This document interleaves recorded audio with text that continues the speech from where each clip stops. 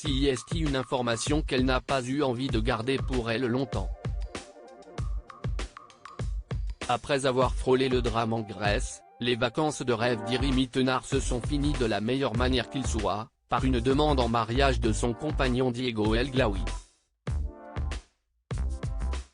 Une heureuse nouvelle que l'ex-Miss Univers a naturellement partagée avec ses fidèles abonnés sur Instagram.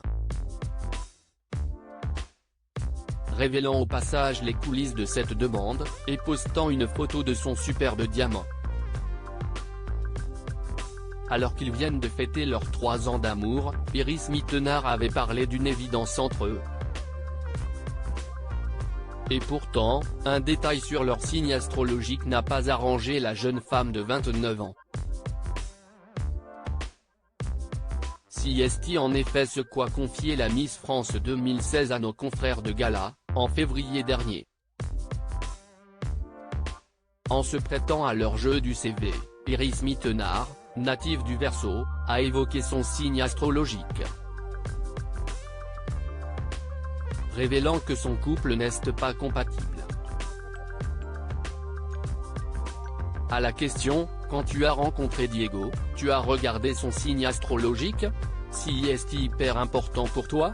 Elle a répondu, je ne l'ai pas fait au début et heureusement que je ne l'ai pas fait, car apparemment, nos signes ne sont pas ultra compatibles. Diego El Glaoui est de son côté Capricorne, étant né le 11 janvier 1988. Une romance un peu neutre en effet, ces deux signes ne sont pas vraiment partis sur le papier pour vivre une folle histoire. Il est d'ailleurs promis à la femme Verseau et à l'homme Capricorne, une relation un peu neutre, ni bonne ni mauvaise, mais rien de néfaste pour autant, comme le rapporte le site AstroTME. L'alliance de ces signes, d'apparence plutôt détachée et froide, peut clairement manquer de chaleur humaine, précise Marie-Claire.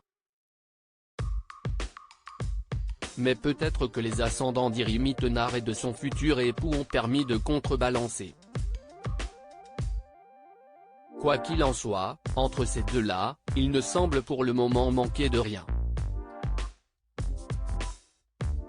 Et CIST vers le mariage qu'ils ont décidé de se diriger, et les astres ne pourront rien changer à cela.